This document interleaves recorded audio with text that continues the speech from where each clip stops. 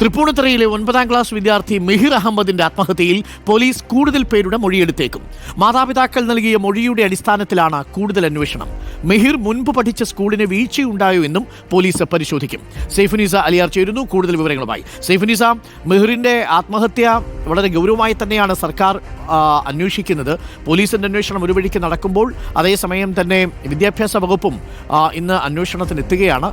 എന്തൊക്കെയാണ് കുടുംബത്തിന്റെ പരാതി? അതിൽ എന്തൊക്കെ ഗൗരവമേറിയ വിഷയങ്ങളാണ് ഇപ്പോൾ വിദ്യാഭ്യാസ വകുപ്പ് പരിഗണിക്കുന്നത്? Saifunisa, good morning.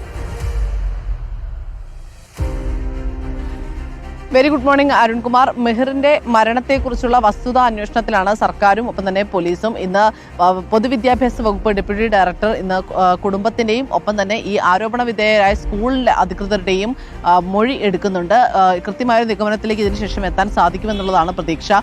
പോലീസും കൂടുതൽ മൊഴി എടുക്കാനുള്ള തീരുമാനത്തിലാണ്. കാരണം ഇന്നലെ ഈ കുടുംബത്തിന്റെ പ്രത്യേകിച്ച് മെഹിറിന്റെ അമ്മയുടെ മൊഴി പോലീസ് രേഖപ്പെടുത്തിയിരുന്നു. മെഹിറിന്റെ മരണം അസ്വാഭാവിക മരണമായാണ് കേസ് രജിസ്റ്റർ ചെയ്ത് അന്വേഷണം നടക്കുന്നത്.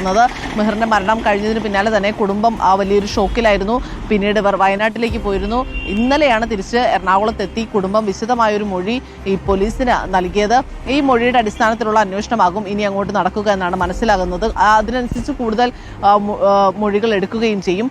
ഈ പ്രധാനമായും 3 സംഘങ്ങൾക്കെതിരെയാണ് മെഹിറിന്റെ അമ്മ മൊഴി നൽകിയിരിക്കുന്നത്. അത് ഒന്ന്, മെഹിർ ആദ്യം പഠിച്ച ജെംസ് ഇന്റർനാഷണൽ സ്കൂളിലെ വൈസ് പ്രിൻസിപ്പളിനെതിരെയാണ്.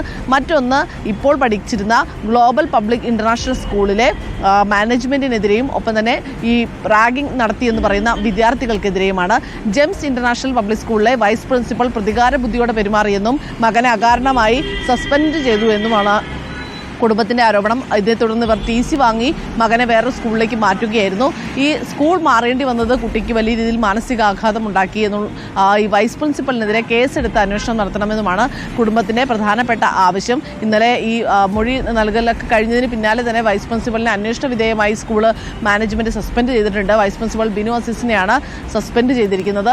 ഒപ്പം തന്നെ ഈ ഗ്ലോബൽ പബ്ലിക് ഇന്റർനാഷണൽ സ്കൂളിലെ അധ്യാപകരുടെയും ഒപ്പം തന്നെ ഈ വിദ്യാർത്ഥികളുടെയും മൊഴിയും രേഖപ്പെടുത്തും. കാരണം ഇന്നലെ ഇവർക്കെതിരെയാണ്, അതായത് സ്കൂളിൽ റാഗിംഗ് നടന്നു എന്നറിഞ്ഞിട്ടും മാനേജ്മെന്റ് അത് മൂടിവെച്ചു, കൃത്യമായ നടപടി എടുത്തില്ല എന്നാണ് മാനേജ്മെന്റിനെതിരായ ആരോപണം കുടുംബം ആരോപിക്കുന്നത്.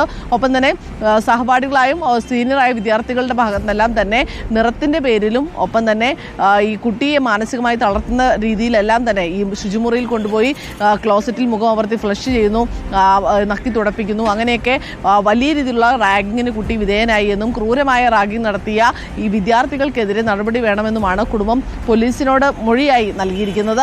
അതുകൊണ്ട് തന്നെ ഇന്ന് പൊതുവിദ്യാഭ്യാസ വകുപ്പ് ഡെപ്യൂട്ടി ഡയറക്ടറുടെ സിറ്റിംഗിലും കുടുംബം ഇക്കാര്യങ്ങൾ തന്നെ ആവർത്തിക്കാനാണ് സാധ്യത.